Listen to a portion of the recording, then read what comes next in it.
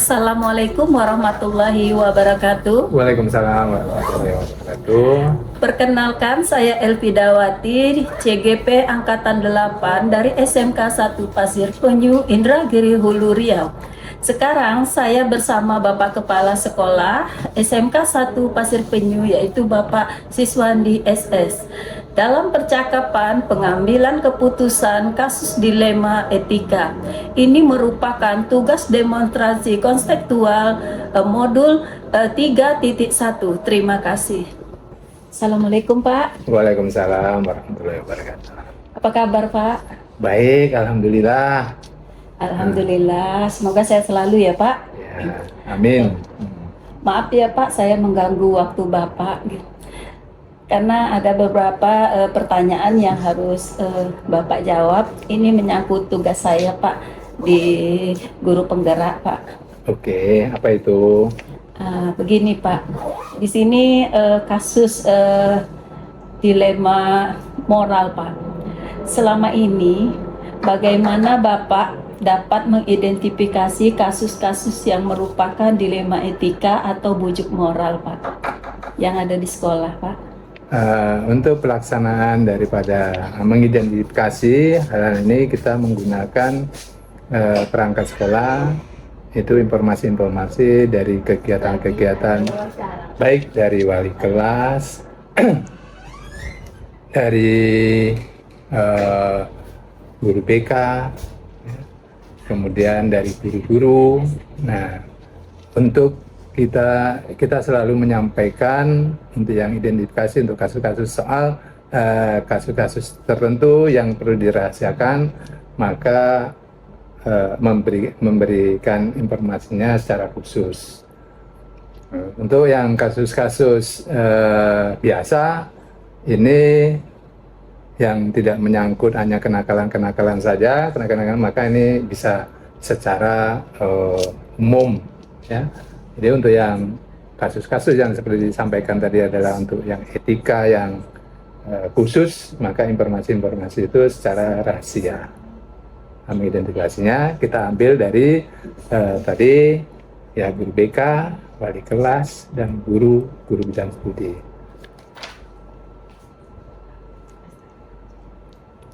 Selama ini bagaimana Bapak menjalankan pengambilan keputusan yang di sekolah, terutama untuk kasus-kasus di mana ada dua kepentingan yang sama-sama, terutama untuk kasus-kasus di mana ada kepentingan, kemudian di sana ada benar atau sama-sama mengandung nilai kebajikan, Pak? Nah, ini yang pertanyaan sulit ya Bu ya. Jadi ini kasusnya ada kasus pada guru, ada juga kasus pada anak. Untuk kasus pada guru ini kebanyakan saat pembagian jam mengajar. Ya. Ini guru pingin mintanya yang jamnya yang mudah bagi guru tersebut. Sementara kepentingannya adalah jadwal yang membagi untuk mata pelajaran yang disesuaikan. Jadi seperti misalnya jam olahraga, karena siswanya banyak, ini kadang sampai jam ada yang jam 11, ada yang jam 2 olahraga. Nah, guru olahraga pinginnya kan pagi semua. Nah, ini kalau seperti ini memang agak sulit memutuskan, tetapi caranya yaitu dengan mendiskusikan. Kita panggil gurunya, kita beri keterangan, kita sampaikan kepada kurikulum, bersama-sama kurikulum, ya. Nah, kemudian setelah mengerti, itulah keputusan yang kita ambil. Nah, jadi tidak memberatkan kepada guru tersebut, karena kita pinginnya guru-guru mengajar ini dengan senang hati, jangan sampai terbebani. Untuk kasus ya, itu kasus-kasus guru yang timbul biasanya seperti itu. Untuk kasus-kasus anak, ini yang lebih lebih banyak ragamnya. Ya, saya ambil aja kasus untuk asusila. Nah, kasus asusila ini sangat kami untuk mengambilnya ini mengambil keputusan memang sangat sulit, apalagi saat-saat anak ini kelas 12. sementara dia harus menamatkan dapat ijazah. Kemudian timbul kasus yang mengharuskan anak-anak ini secara umum itu harus dikembalikan kepada orang tua. Nah ini susah. Kalau dikembalikan kepada orang tua, maka masa depan anak untuk mendapatkan ijazah, untuk bekerja ini kan terganggu. Jadi untuk ini maka kita ambil, jika kasusnya asusila, ini apabila belum terbuka, nah ini informasi misalnya dari guru BK, nah, terjadilah misalnya harus menikah, nah, ini kan harus menikah, sementara anak untuk SLTA ini belum ada yang sudah menikah itu belajar di sekolah. Nah kalau kita laksanakan secara umum, secara terbuka, ini jelas menjadi problema bagi guru-guru. Kenapa itu sudah berkeluarga masih sekolah di sekolah tingkat SLTA. Nah, untuk larangan memang tidak ada.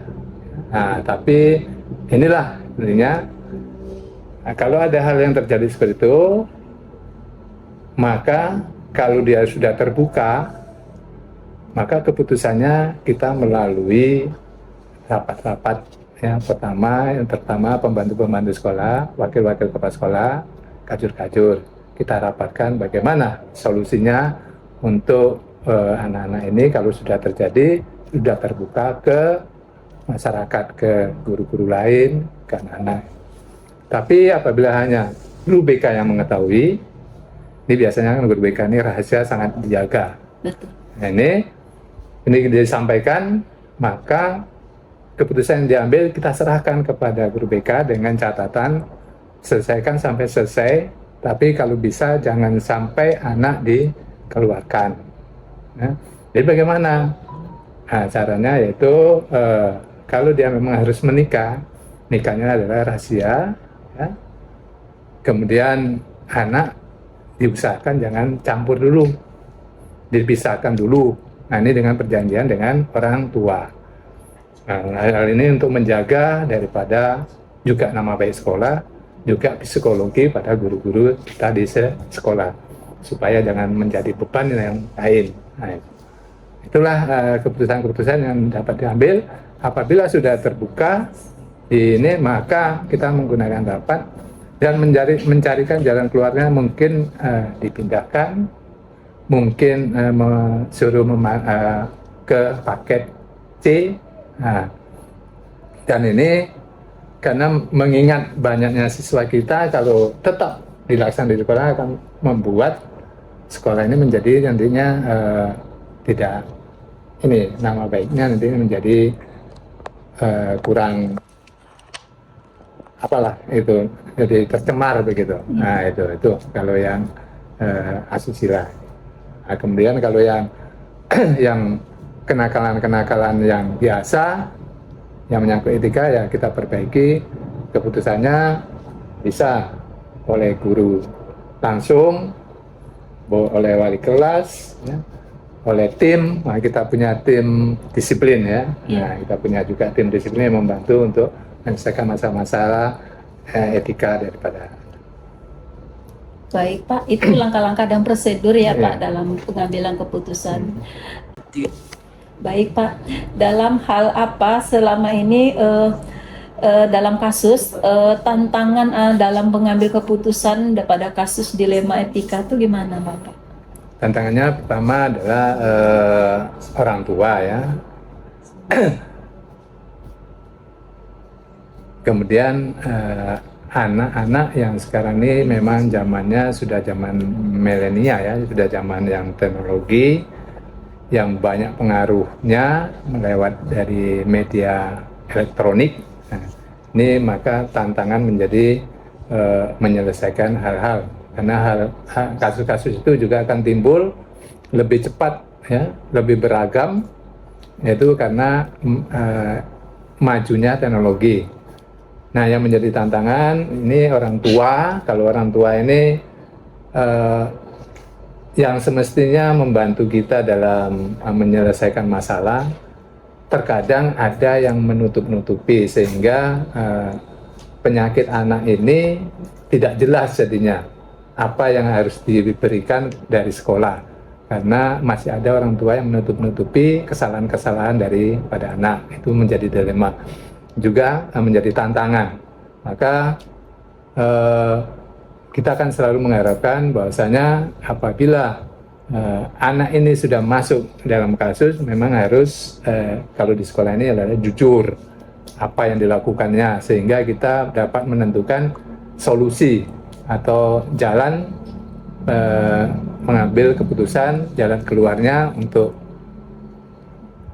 menyelesaikan daripada masalah itu. Jadi tantangannya adalah satu, orang tua yang masih terlalu sayang kepada anaknya tapi salah, ya. Nah, ini selalu membela, ya, sehingga kita susah mengambil keputusan. Yang kedua, tantangannya bahwasanya zaman sekarang ini anak-anak dengan informasi elektronik ini sangat cepat, sehingga banyak problem-problem terutama penggunaan HP yang kita tidak dapat memastikan bahwa konten-konten di dalam HP itu adalah yang positif. Masih banyak anak-anak yang konten-konten dalam HP-nya yang nuansanya negatif. Nah, ini yang menjadi permasalahan, menjadi tantangan. Dibolehkan kita salah membawa HP itu, tidak dibolehkan juga salah, karena itu dibutuhkan juga dalam dunia pembelajaran. Nah, itu. Nah, maka itu tantangannya, ya penyelesaiannya kita diskusikan dengan kawan-kawan guru. Apakah memiliki sebuah tata kala atau jadwal tertentu Pak dalam sebuah, atau memiliki sebuah jadwal untuk menyelesaikannya dalam bentuk atau prosedur atau seperti apa gitu yang Bapak jalankan? Karena masalah ini timbulnya juga tidak mesti, tidak direncanakan, kita tidak ada jadwal penyelesaian, hanya saja jika permasalahan itu ringan, maka dapat diambil segera penyelesaiannya. Jika permasalahan itu berat kasusnya, maka perlu didiskusikan oleh segenap kru atau kawan-kawan di sekolah atau pembantu-pembantu kita dalam melaksanakan tugas ini, seperti wakil kurikulum, kepala jurusan, maka kita rapatkan terlebih dahulu untuk mengambil keputusannya, langkah-langkahnya.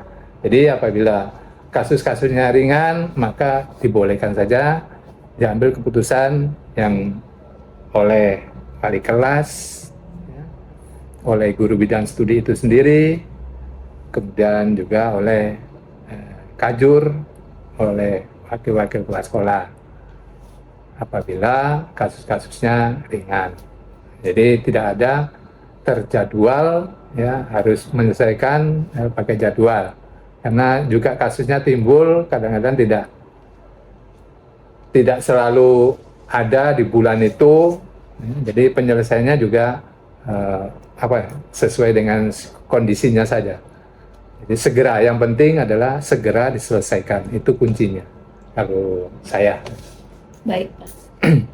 Adakah seseorang atau faktor-faktor apa yang selama ini yang mempermudah atau yang membantu Bapak dalam pengambil keputusan dalam kasus dilema etika ini, Pak?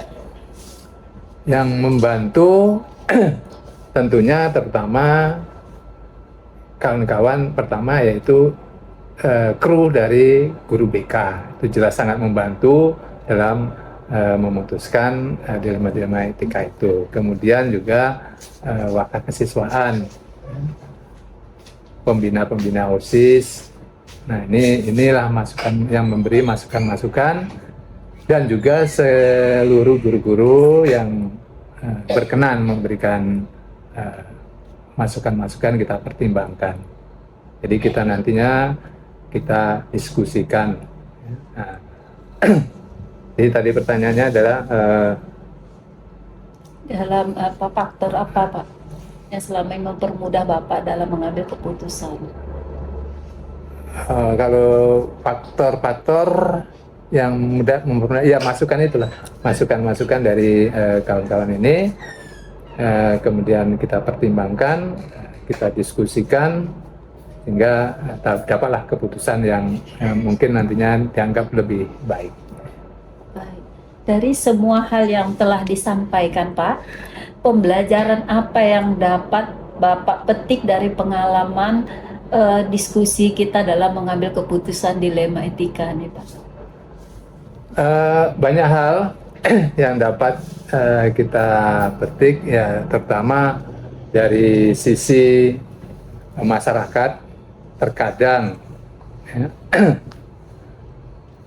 banyak yang tidak berkenan, ya.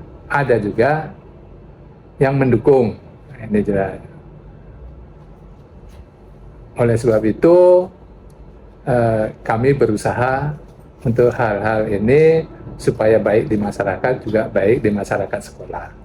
Nah, itulah tujuannya. Jadi kalau yang dapat dipetik dari pengalaman-pengalaman itu, bahwasanya keputusan yang diambil itu tidak selalu diterima oleh masyarakat. Oleh sebab itu kami menyadari itu, maka setiap keputusan kami diskusikan dulu.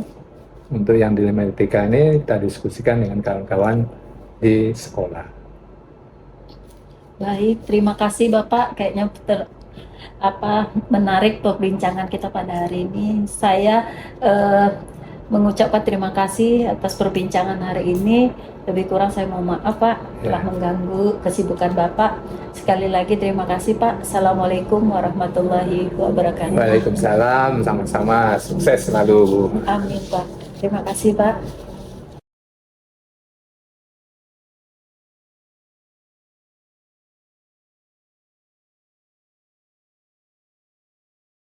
Ketemu lagi bersama saya Elpidawati, calon guru penggerak angkatan 8 dari SMK 1 Pasir Penyu, Indragiri Hulu Riau. Bersama saya sekarang bersama dengan Bapak Haji Sukat SPMSI, Kepala Sekolah SMK Negeri 1 Rengat Barat. Assalamualaikum warahmatullahi wabarakatuh Pak. Waalaikumsalam warahmatullahi wabarakatuh. Apa kabar Pak? Alhamdulillah agak baik. Alhamdulillah ya, mudah-mudahan sehat selalu ya Pak. Amin. Baik Pak, saya mohon waktunya karena saya untuk memenuhi tugas saya Pak di calon guru penggerak, yaitu pertanyaan tentang pengambilan keputusan dilema etika. Baik Pak, bisa kita mulai Pak? Silakan ya. Selama ini Pak, bagaimana dapat Bapak mengidentifikasi kasus-kasus yang terjadi di sekolah Bapak tentang dilema etika atau bujuk moral Pak? Iya, di sekolah itu kan organisasi, di dalamnya ada beberapa sumber daya manusia, pastinya guru, pegawai, kemudian juga peserta didik, dan dari berbagai sumber daya tadi dalam kesehariannya tentu ada hal-hal yang memang harus kita hadapi, di antaranya dalam mengambil keputusan. Nah, keputusan itu kan kalau melibatkan dengan beberapa pihak tentu harus kita identifikasi urgensinya, gitu. Misalnya ini terkait dengan bagaimana kita pembagian tugas mengajar. Gitu. Tentu itu kita akan identifikasi mulai dari kesesuaian linearitas kompetensinya, kemudian jumlah jamnya, sehingga nanti akhirnya keputusan itu tidak menimbulkan ekses setelah dilaksanakan. Kalau misalkan ada yang bersamaan, itu kan menjadi dilema gitu ya. Tentu ada prioritas. Kemudian yang paling penting sebenarnya adalah dikomunikasikan dengan yang terkait. Nah, misalkan antar guru ya guru diajak bicara dengan baik, dijelaskan aturannya, sehingga permasalahan yang berkaitan dengan dilema tadi bisa kita atasi. Intinya ada dasarnya, terus ada komunikasi yang baik. Gitu. Baik Pak. Jadi bagaimana selama ini Bapak menjalankan pengambilan keputusan itu, terutama untuk kasus di mana misalnya ada dua kepentingan yang sama, Pak. Jadi dua kepentingan sama ini sama-sama mengandung nilai kebajikan gitu, Pak. Bagaimana? Ya, kita lihat tentu diambil yang terbaik dan yang baik. Gitu. Caranya bagaimana? Dilihat nanti namanya eksesnya atau dampaknya. Itu diambil dampaknya paling baik, paling luas. Itu kalau sama-sama baik, ya. Kemudian saya bilang adalah yang memungkinkan dijalankan.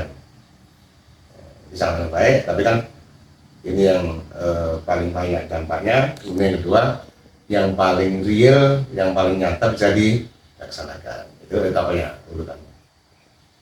Baik, Pak. Jadi langkah-langkah apa atau prosedur apa yang bisa Bapak lakukan dalam kasus ini, Pak? Yang pertama mengidentifikasi, gitu kan, mengidentifikasi apa yang harus diputuskan.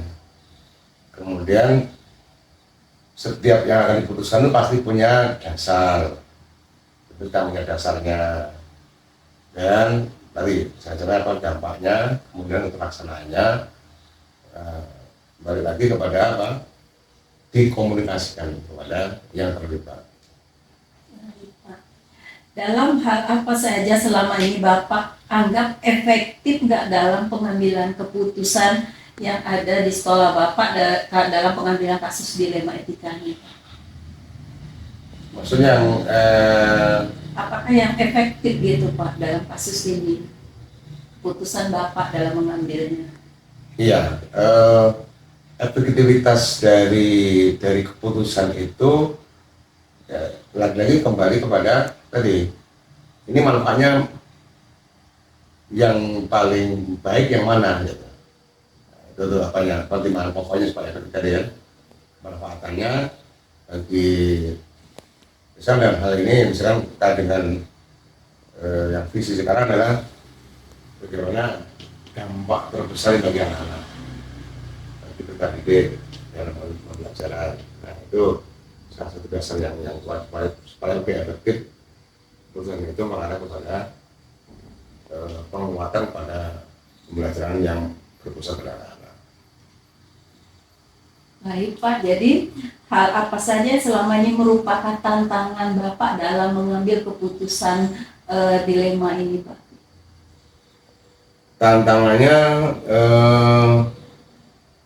kalau tantangan yang apa ya, mengandung yang positif itu adalah ada dua sisi yang hampir sama, ya, sama baiknya, itu yang tantangan positif, sehingga kita harus cermat sehingga nanti pada akhirnya tidak ada yang merasa dikalahkan, gitu ya. Itu harus lama bagus, gitu ya. Tapi itu pasti bisa dijalankan. Nah, yang kedua tantangannya adalah kalau sama-sama tidak ada yang bagus, gitu. Jadi yang tadi kita ambil yang terbaik dari yang baik. Yang tantangan yang kedua adalah ya diambil yang baik lah dari yang mungkin kurang baik. Apakah dalam Bapak memiliki sebuah tata kala atau jadwal tertentu dalam mengambil keputusan atau menyelesaikan suatu kasus di dilema etika ini, Pak? Adakah jadwalnya gitu, Pak? Ya, kalau di manajemen itu kan kita tidak ada jalan khusus, gitu ya. Iya, Pak. Tidak ada jalan khusus. Hari ini kita kalau sudah agak sering kita menjalankan itu, biasanya itu timing saja. Timing itu maksudnya gini, kita lihat ini sangat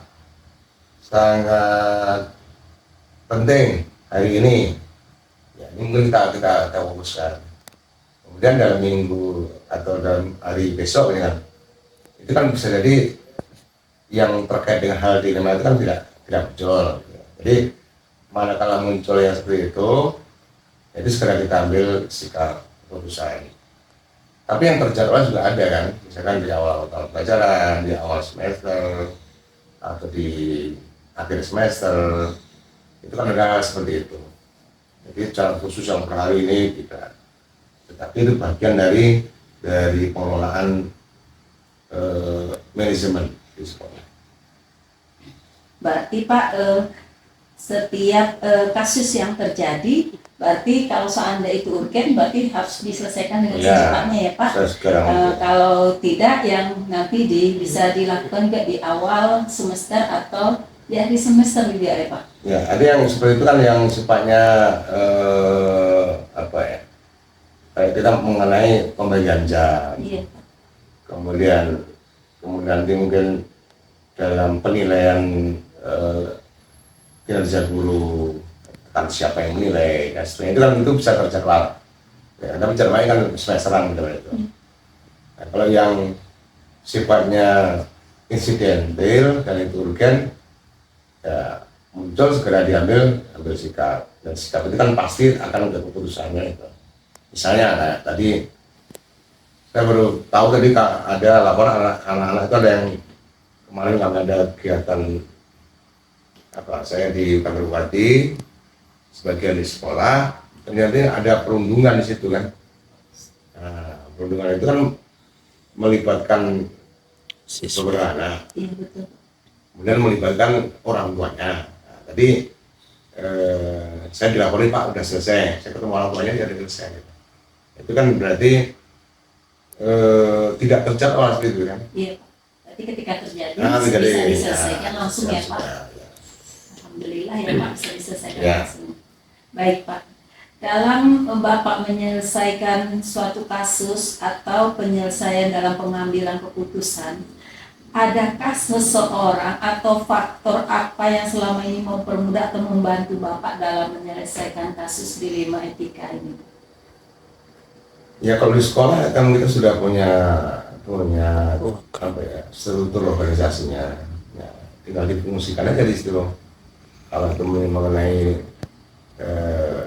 yang lainnya misalnya guru, ya. Guru kan kita punya manajemen mutu, ada kurikulum, ya kan. Kalau anak-anak ada siswa, ada OSIS, ada ketua program, ya. Dan itu sudah berjalan. Dan mereka lah yang di depan justru.